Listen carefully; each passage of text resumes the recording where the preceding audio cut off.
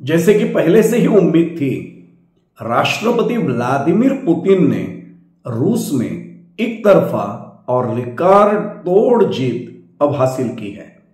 यहां अपेक्षित और एक तरफा यानी कि एक पक्षीय इन दोनों विशेषणों का मैंने जानबूझकर प्रयोग किया हुआ है, क्योंकि इस वक्त पुतिन के सामने कोई चुनौती थी ही नहीं। वास्तव में अमेरिका समेत कई देशों में पुतिन के विरोधियों ने पहले ही आरोप लगाया है कि पहले ही ऐसी व्यवस्था कर दी गई थी कि उनके सामने कोई चुनौती टिक ही न पाए। पहले चीन में और अब रूस में लोकतांत्रिक राज्य व्यवस्था की बाहरी आड़ में देश में एक छुपी हुई तानाशाही पैदा करने का काम अब पूरा हो चुका है, ऐसा भी आरोप लगाया जा रहा है।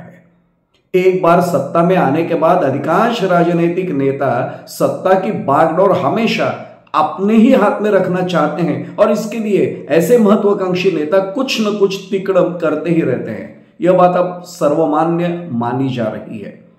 भारत के पड़ोसी और वैश्विक आर्थिक महाशक्ति के रूप में उभरने की आकांक्षा रखने वाले चीन के साथ दुनिया ने बिल्कुल ऐसा ही अनुभव पहले से किया हुआ है। पुतिन के राजनीतिक विरोधियों का कहना है कि रूस में ऐसा ही हुआ है, इसलिए रूस में पुतिन की एक तरफा और रिकॉर्ड तोड़ जीत अब चर्चा का केंद्र बनी हुई है। व्लादिमीर पुतिन ने 87.97 यानी कि 87.97% वोटों के साथ रूस का इस बार का राष्ट्रपति चुनाव आसानी से जीत लिया है। इस जीत से रूस की शक्ति के सूत्र लगातार 5वीं बार उनके हाथ में आ गए हैं। रूस के तत्कालीन राष्ट्रपति बोरिस येल्सिन ने 1999 में पुतिन को सत्ता की बागडोर सौंपी हुई थी। तब से अब तक आज तक पुतिन एक भी चुनाव नहीं हारे हैं। 71 वर्षीय पुतिन के खिलाफ कुल 3 लोगों ने इस बार चुनाव लड़ा था। बेशक इस लड़ाई को एक तरह से महज एक डकैती ही माना गया था, क्योंकि इन तीनों को पुतिन के अनुकूल उम्मीदवार के रूप में वर्णित किया गया था। ऐसा प्रतीत होता है कि इन तीनों उम्मीदवार जानबूझकर पुतिन के लंबे समय से चले आ रहे शासन की आलोचना करने से लगातार बचते रहे हैं। साथ ही 2 साल पहले यूक्रेन के खिलाफ युद्ध शुरू करने के पुतिन के फैसले की भी आलोचना या समीक्षा करने से आज तक वे बचते रहे हैं। दरअसल में चुनाव से पहले यह भविष्यवाणी की गई थी कि पुतिन यह चुनाव बहुत ही आसानी से जीतेंगे, क्योंकि इस समय पुतिन के सामने कोई मजबूत प्रतिद्वंद्वी उम्मीदवार ही नहीं था। रूस के पुतिन विरोधी नेता या तो विदेश में हैं या एलेक्सी नवाल्नी की तरह उनकी अचानक से मौत तो हो गई है। इसलिए इस वक्त पुतिन के सामने कोई राजनीतिक चुनौती ही थी नहीं। इसलिए उनकी जीत एक महज औपचारिकता बनी है। पुतिन की जीत के बाद अब उनका अगला 6 साल का कार्यकाल आसानी से तय हो गया है। इस जीत के साथ ही अब पुतिन ने रूस में लंबे समय तक सत्ता में रहने के जोसेफ स्टालिन के पिछले रिकॉर्ड को तोड़ दिया है। रूस के पिछले 200 साल के इतिहास में सबसे लंबे समय तक राष्ट्रपति रहने का रिकॉर्ड व्लादिमीर पुतिन के नाम पर हुआ है। अमेरिका ने इस बारे में, इस घटनाक्रम के बारे में अपनी प्रतिक्रिया जाहिर की है। वास्तव में रूस में पुतिन के कथित तानाशाही शासन के खिलाफ कई नागरिकों ने कड़ा प्रदर्शन इस बार किया था। हाल के दिनों में कई नागरिक विरोध प्रदर्शन करने के लिए सड़कों पर, रास्ते पर उतर आए थे, लेकिन पुतिन की सरकार पर उनके विरोध को कुचलने का आरोप भी पहले से लगा हुआ है। कई पश्चिमी देशों के मीडिया ने भी इस बार के चुनाव पर आपत्ति दर्ज कराई थी। मीडिया ने कहा था कि रूस में राष्ट्रपति चुनाव एक धोखाधड़ी और दिखावा ही था। बेशक जैसा कि अपेक्षित था, पुतिन ने खुद इन सभी आरोपों को पूरी तरह से बेबुनियाद बताया और पूरी तरह से उन्हें खारिज कर दिया है। चुनाव के दौरान पुतिन के विरोधियों ने मतदान केंद्रों पर विरोध प्रदर्शन किया था और अमेरिका ने राय व्यक्त की थी कि चुनाव निष्पक्षपाती और स्वतंत्र नहीं रहा है। बेशक रूस और अमेरिका के बीच और विशेष रूप से पुतिन और जो बाइडेन के बीच जो संबंध है उन्हें देखते हुए अमेरिका की इस प्रतिक्रिया में किसी को कोई आश्चर्य की बात नहीं लग रही है। मूल रूप से इस चुनाव में रूस ने स्वतंत्र चुनाव निगरानी संस्थाओं पर पहले से ही प्रतिबंध लगा दिया था, इसलिए पुतिन के विरोधियों ने इन चुनाव परिणामों की वैधता पर ही मूलभूत रूप से सवाल उठाया है। रूस में पुतिन के खिलाफ ज्यादा आवाजें नहीं बची हैं क्योंकि जैसा कि मैंने पहले ही बताया कि पुतिन के कई राजनीतिक प्रतिद्वंद्वी या तो देश के बाहर चले गए हैं या उन्हें भगाया गया है, जेल में है या उनकी संदिग्ध रूप में पहले से मौत हो चुकी है। यदि अमेरिका में रहने वाली गैरी कास्परोव को आतंकवादी घोषित करने की पुतिन सरकार की कार्रवाई पर हम विचार करते हैं तो यह बात बिल्कुल आसानी से स्पष्ट हो जाती है। और इसलिए ये सभी संदर्भ हम ध्यान में लेते हैं तो इस चुनाव के नतीजे के बारे में हम अच्छी तरह से सोच सकते हैं। इस चुनाव में पुतिन की जीत से भी ज्यादा अब भविष्य में विश्व में कौन सी घटनाएं संभावित हैं, अंतरराष्ट्रीय विद्वान इस समय पर इसी मुद्दे पर, इसी बात पर चर्चा कर रहे हैं। यह स्वाभाविक भी है क्योंकि अब इस रिकॉर्ड तोड़ और एक तरफा जीत के बाद कई देशों को यह डर वाजिब लग रहा है कि पुतिन और आक्रामक नीति भविष्य में अपना सकते हैं और यह मुद्दा अगली दौर में आने वाले समय में काफी अहम रहने वाला है।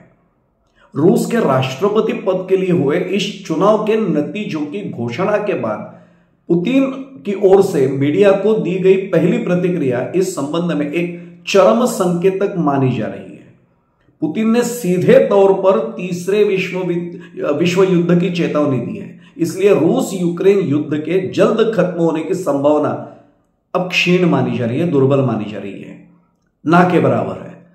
इस चुनाव पर अमेरिका की आपत्तियों को नजरअंदाज कर पुतिन ने एक अलग ही दावा किया है। पुतिन ने अपनी प्रतिक्रिया व्यक्त करते हुए कहा है कि इस चुनाव में भारी मतदान हुआ है और यह साबित हो गया है कि रशिया के यानी कि रूस के लोगों का, मतदाताओं का पुतिन को यानी कि उन्हें पूरा समर्थन प्राप्त है। इसका मतलब यह है कि पुतिन का दावा है कि उनकी आक्रामक नीति को रूसी मतदाताओं का पूर्ण और खुला समर्थन प्राप्त है। इस मौके पर पुतिन का एक बयान और अहम हो गया है। भविष्य में हमारे सामने कई चुनौतियां हैं, हालांकि जब हम सब एक साथ लड़ते हैं फिर हमें कोई नहीं डरा सकता है, यह पुतिन का एक वक्तव्य है।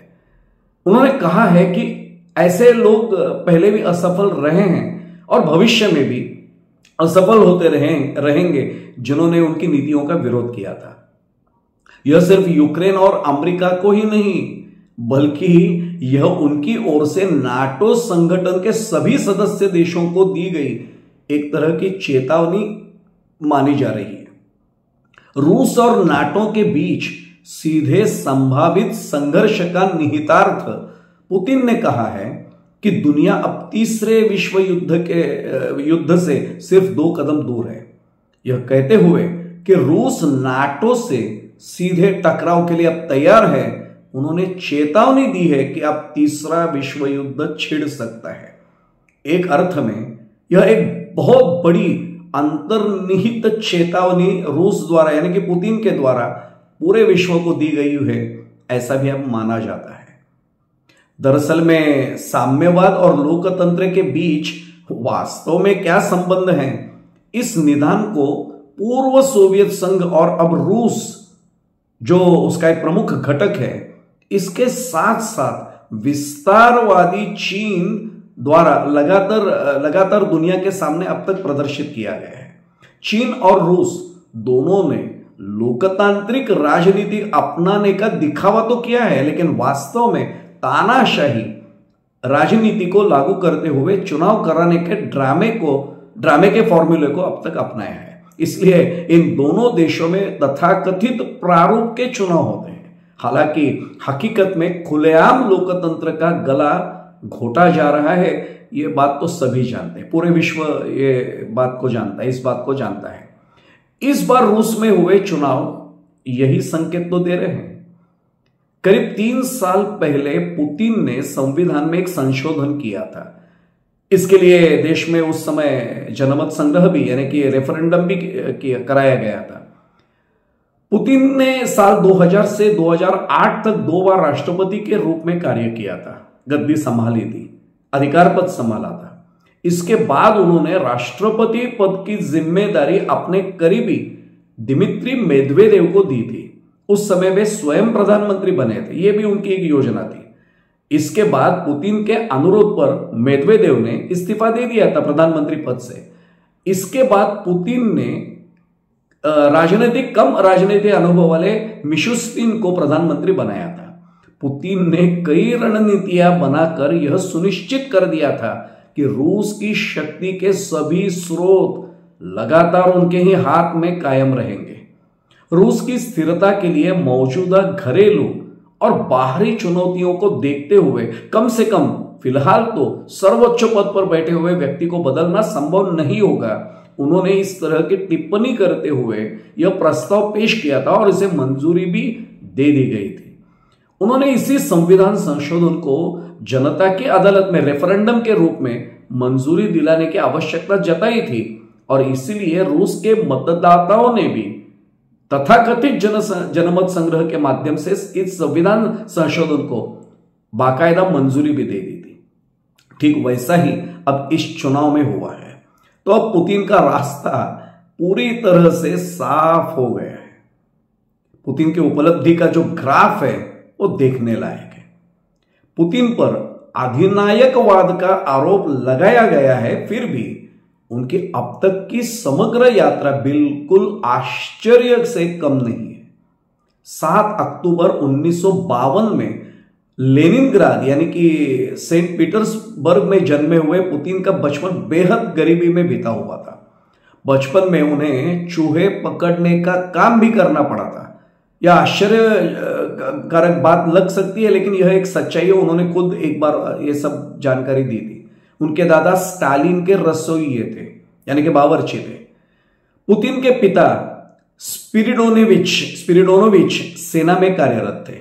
लॉ स्कूल से स्नातक यानी कि ग्रेजुएट होने के बाद पुतिन रूस की सुरक्षा एजेंसी यानी कि केजीबी में शामिल हो गए थे। उन्होंने जर्मनी में जासूस के रूप में बाकायदा काम भी उस समय किया था।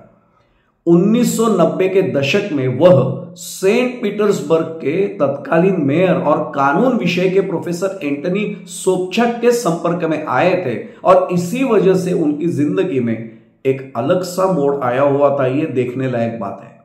1997 में यानी कि 1997 में तत्कालीन राष्ट्रपति बोरिस येल्सिन की सरकार में पुतिन शामिल हो गए थे। उस दौरान उन्हें रूस की केंद्रीय सुरक्षा सेवा के प्रमुख की उस पद की जिम्मेदारी भी दी गई थी। वर्ष 2000 में पुतिन पहली बार रूस के राष्ट्रपति चुने गए थे और वर्ष 2004 में वह पुनः निर्वाचित हुए यानी कि दोबारा चुने गए। इसके बाद वह 2008 से 2012 तक, जैसे कि पहले ही मैंने उसका जिक्र किया, मैंने बताई वो बात, वो प्रधानमंत्री रहे थे। ये उनकी योजना थी। 2012 में वह दोबारा राष्ट्रपति बने। इसी कार्यकाल के दौरान उन्होंने राष्ट्रपति पद का कार्यकाल बढ़ाया।